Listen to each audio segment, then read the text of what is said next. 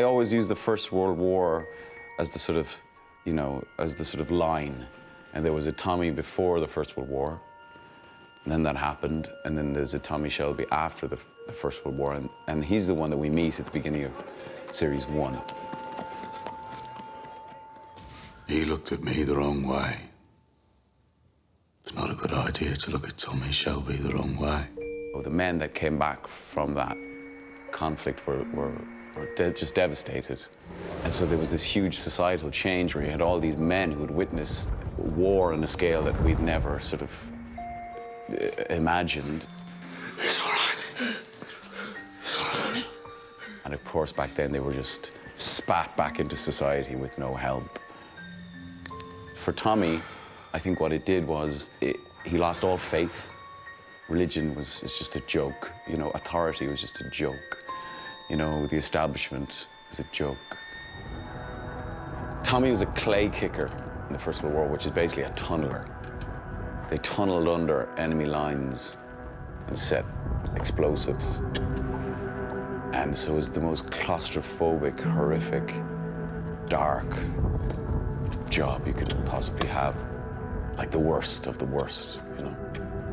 And he seems to turn that trauma into this kind of relentless ambition because he could have died at any point there. He's not afraid of death, so every day is just like for free, so why not? He's a fascinating character then because he's relentless and fearless. To encounter him as an enemy is pretty scary because of that lack of fear.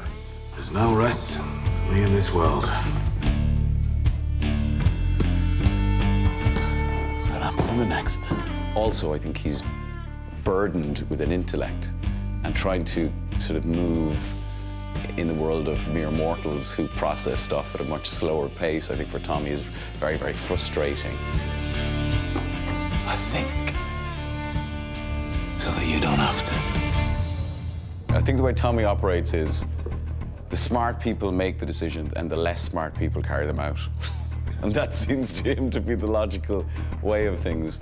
And in his eyes, Polly and him are the smart ones. They make the strategy, and it's carried out by the other members of the family. Show them guns. Don't you stay with us, but you stay back. Let's go! I think the pre-war Tommy, he smiled a lot, he laughed a lot, he wanted to work with horses, he was very romantic. You know, all of these things, you see scratches of them, you know, throughout the show, and there's times when he feels like he's getting towards some sort of healing when he's with Grace, and then it's taken away again. And then he retreats back into that kind of shell emotionally, and even though what he does in all of the series, a lot of the actions are obviously morally completely at odds with what any of us would agree with. That's why people are fascinated by him, because we see in him a magnified version of what all humans are like.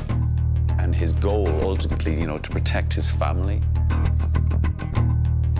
People can identify with that.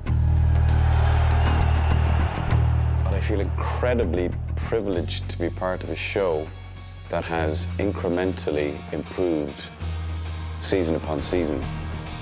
And I'm very proud that we've managed to do that, you know.